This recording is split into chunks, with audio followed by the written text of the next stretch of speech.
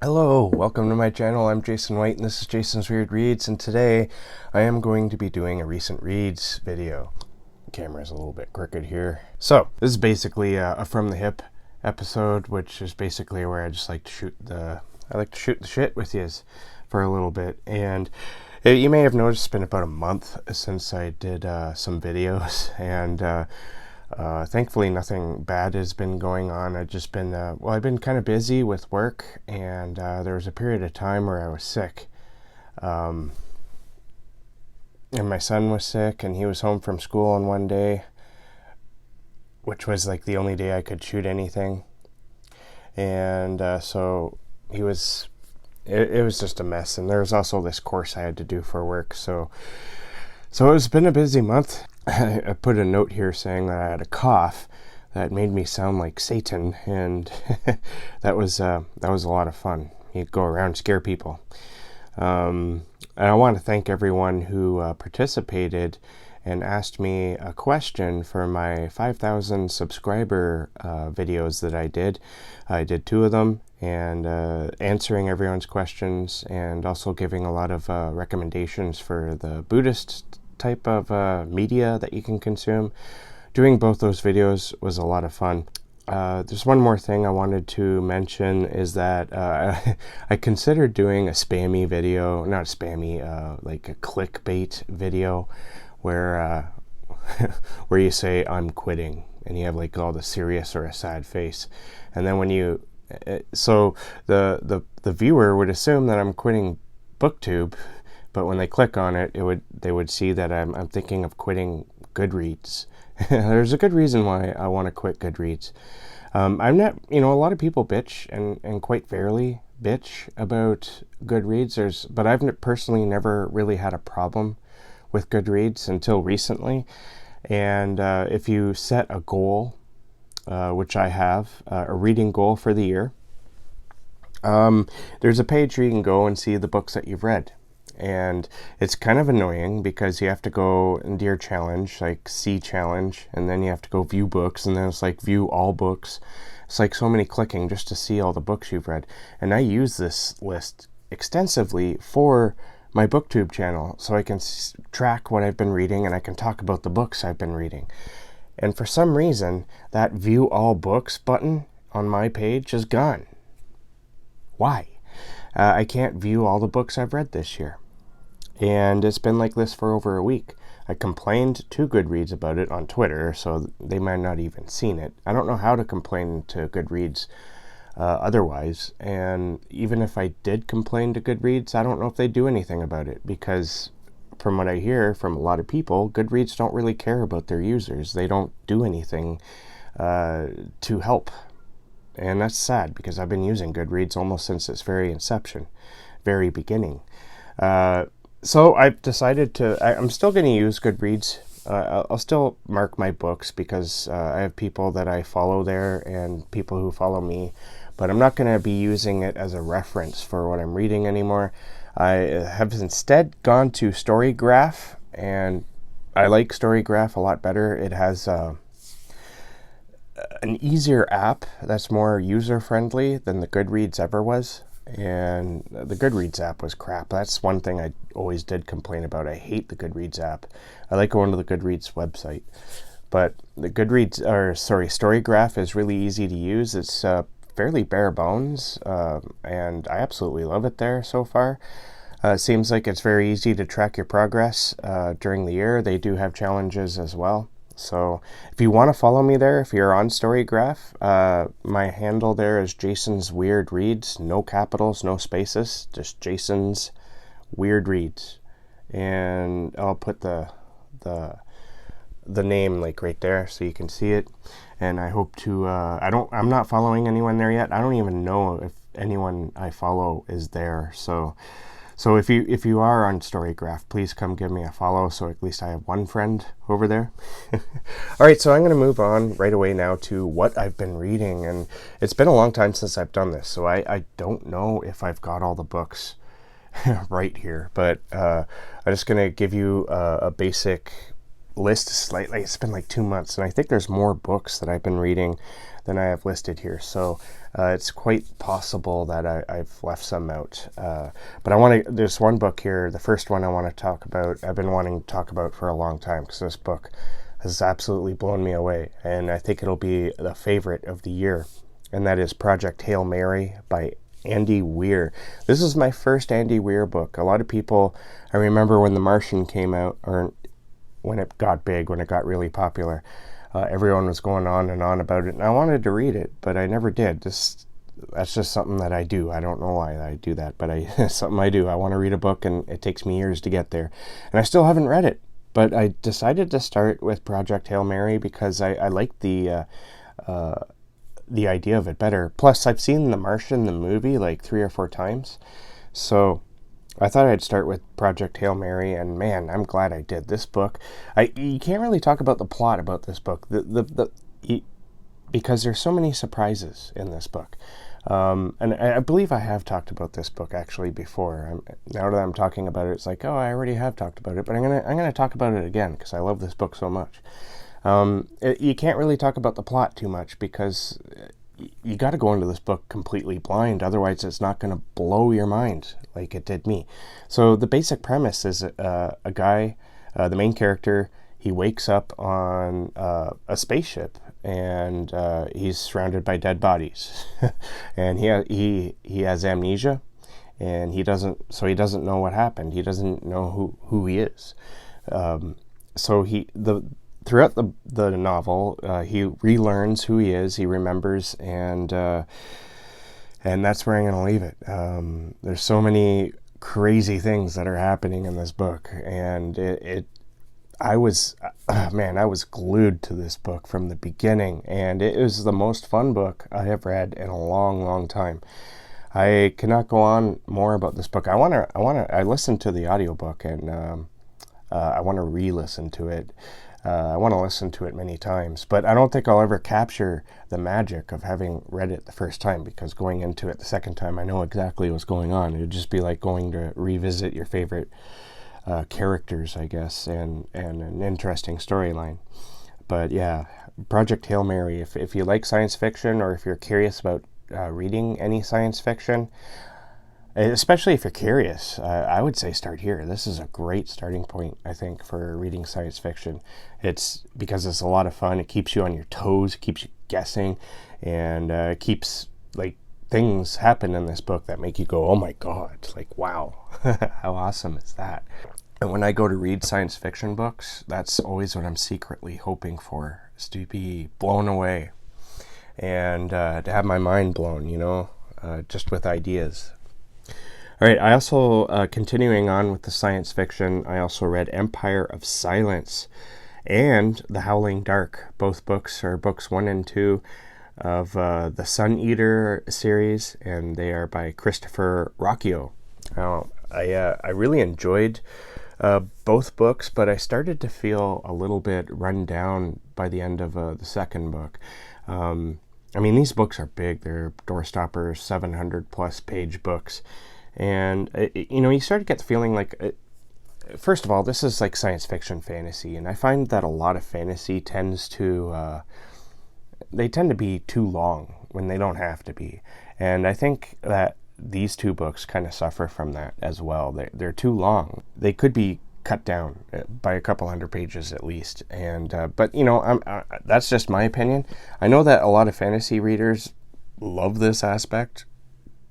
About fantasy books. They like, because a lot of it's world building, and that's why they're too long. And sometimes I just find that it gets a little bit boring. But I really enjoyed Empire of Silence, and like I said, The Howling Dark, I started to run out of steam about halfway through that book, and by the end of it, it was rather painful to continue it. But I do hope to continue this series, but I had to stop.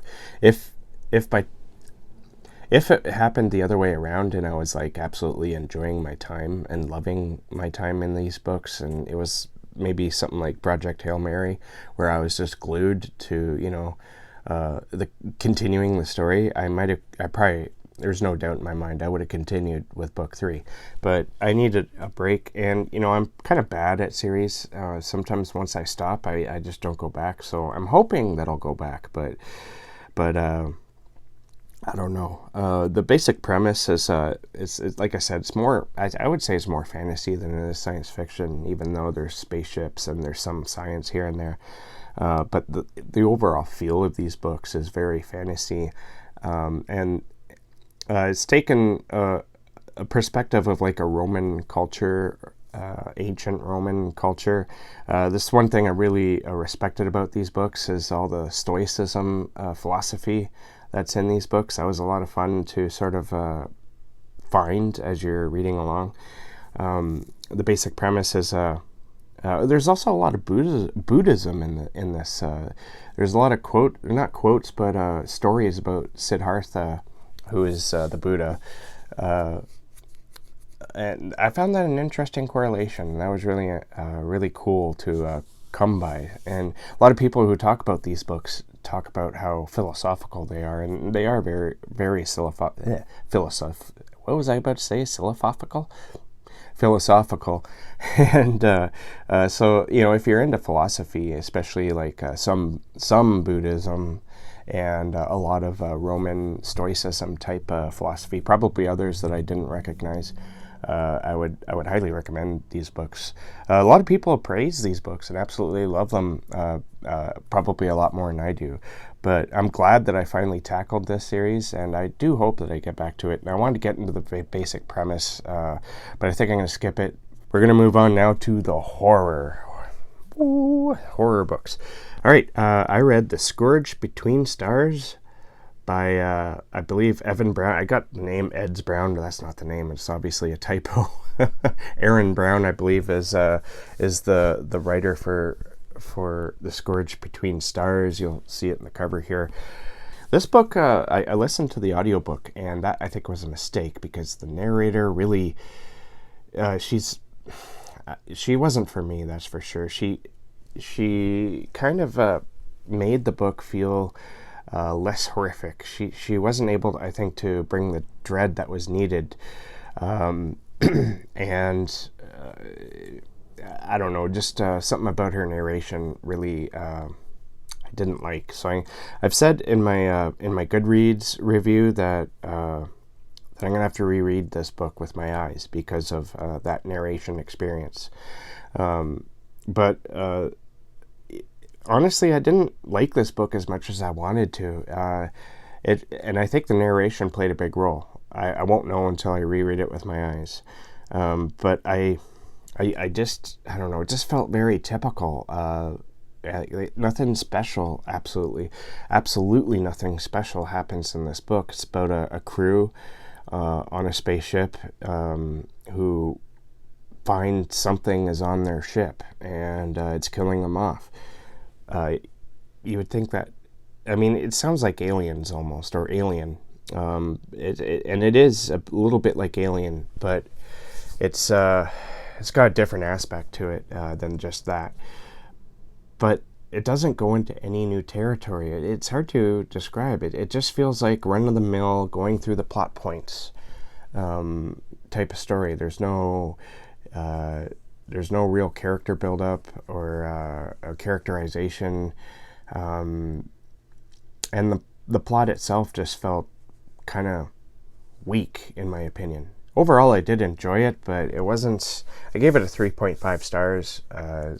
To me, it felt like it could have been fleshed out a little bit, where Empire of Silence and those Sun Eater books felt like they should have been shorter. This one felt like it should have been a bit longer. Other than that, it's a fun story. I would recommend it if you're just looking for something fun. But I won't know until I reread it with my eyes, because I think that the narrator bothered me to the point where I just wasn't enjoying myself. So we're going to leave it at that for now. I also read Guests by Keelan Patrick Burke. This is his most recent release. I believe it was released on New Year's Day, if I'm not mistaken. And it's about a hotel worker. A crew, actually, that work in a hotel. And the hotel is basically kind of on its last legs. And they have a weekend group that are coming to stay. And they're all from an old age home. They're all very old people who are like at the very end of their lives, who are coming to stay at the hotel over the weekend. And these older people, there's something wrong with them. We're going to leave it at that because this is another novella. It's very short, and it was a lot of fun. I enjoyed reading it. There's some kind of crazy scenes that happen in this book that I really appreciated and enjoyed. Overall, though, it's not my favorite Keelan Patrick Burke novel or novella, which isn't to insult it. I mean, haven't read anything bad by Keelan Patrick Burke yet, but I wanted to like it maybe just a little bit more. But it was very fun. There's absolutely nothing wrong with it. I don't know. I think what I was expecting it to be a little bit more weird, a little bit more on the cosmic horror side of things. And there is some cosmic horror elements to this, but I gotta watch my expectations when I go into reading anything, because that ultimately ruins your perception of the book when you're done it. Sometimes it's better to go in completely not expecting anything, I find. But other than that, I really enjoyed this book. I don't know why I'm even complaining. Maybe I'm in the mood to complain today. I don't know. I've also read The Screaming Staircase by Jonathan Stroud, and I'm just finishing up the Whispering Skull, also by Jonathan Stroud. Now, you may have heard that the Lockwood & Co. series is on Netflix. The first season is out, and unfortunately they have canceled it, which is heartbreaking because I absolutely loved the show, and that's what got me. I watched the first couple of the episodes, and I was like, this is great. I mean, there's nothing special about it. It feels almost like, taking a typical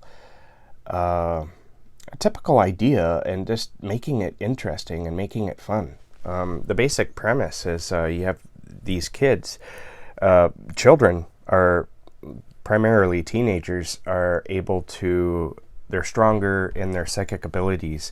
A lot of teenagers are, and they're able to communicate with and fight against these ghosts. And these ghosts that are plaguing, I think, the world, I don't know, but definitely in London, England here, they're dangerous. Ghosts, if they touch you, they could kill you, or they could ghost lock you, which is basically you're paralyzed and stuck in like what looks like a nightmare.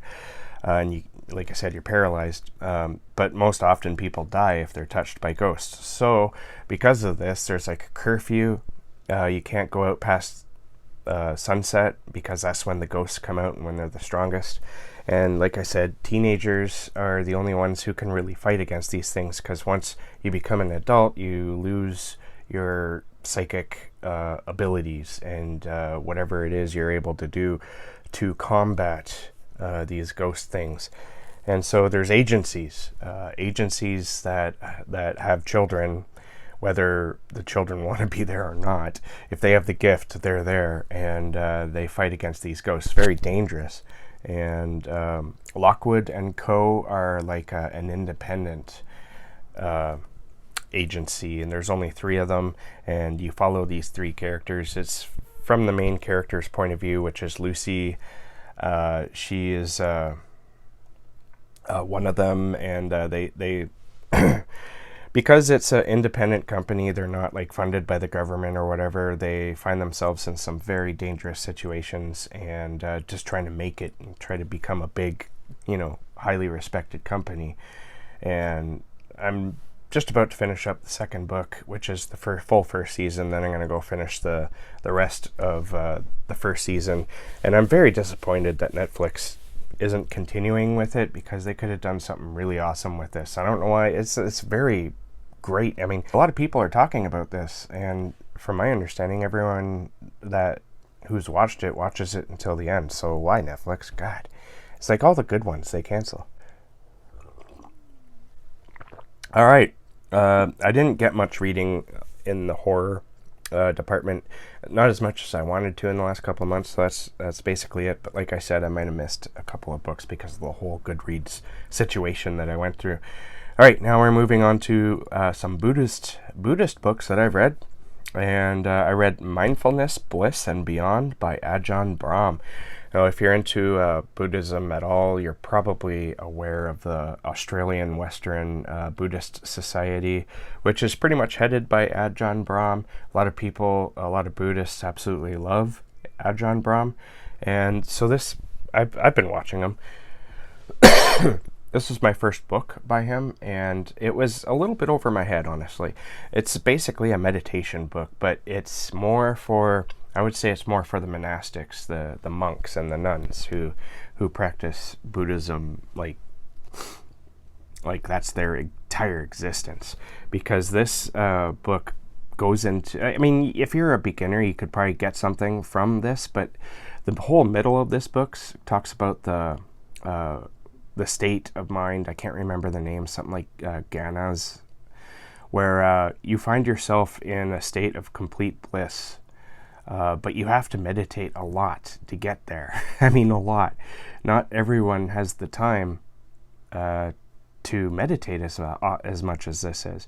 And when I say a lot, I mean, we're talking about meditating 2 to 8 hours a day, like you would on a meditation retreat. So you'd have to meditate 2 to 8 hours every day for that's a long time, and for like more than maybe 10 days before you find yourself in this state. And a lot of that process is a lot of pain that you have to go through, because just sitting there, not moving for that long, aside from maybe bathroom breaks and or switching between walking meditations and sitting meditations, you're going to be battling a lot of pain. Just sitting still for that long. I find sitting still for a half hour can become quite painful. And so he talks about that. That would be one of the hindrances. He goes into all the hindrances. He goes into everything. If you really want to become an enlightened being, this book will take you there, but you have to follow it. And and like I said, it's not for everyone because of how strict it is. But I really enjoy reading Ajahn Brahm. He's got a sense of humor, and he tells a lot of stories about things that have happened to him and things he's heard of. It's entertaining for that alone, and so I recommend it for that. But if you're just a lay person, a homeowner type, a practitioner, you just meditate like a half hour every day, you're not going to be able to reach the level of enlightenment, or even the level of bliss that Ajahn Brahm describes. You'd have to become a monk or a nun. Having said that, it's still fun, and I recommend it just for that alone. I also read Being Nobody and Going Nowhere by Ayya Khema. This one also is very militaristic. In a sense, I call it militaristic. That's funny, but it's very kind of strict. This one is much less humorous, though. Ayya Khema, she was like, if you want to reach enlightenment, this is what you have to do, basically. And again, a lot of it has to do with meditating for very long periods of time, which a lot of lay people like myself can't do, which is fine. I mean, we're all on this journey, and maybe somewhere else in some other time period we'll be able to do it. Both books were really good, though, and I recommend them both. I think I gave them both like 4 stars. And what am I currently reading? I am currently reading The Night Marchers by Daniel Brahm. This is a collection of short stories that's being reissued shortly by Cemetery Dance, and I'm going to be having Daniel Brahm on the end of May, so be looking forward to that. And I'm also, as I mentioned, reading The Whispering Skull by Jonathan Stroud, which is a lot of fun. It's I forgot to mention earlier, it's young adult horror, but my description, I think, might have opened the idea to that. So that is all I have for this, what I've been reading recently. Thank you for watching. If you like this type of content, there's a couple more videos over here that you can check out. Please like, subscribe, and comment, and I will and keep being safe and keep being creative. And I'll see you guys in the next books video.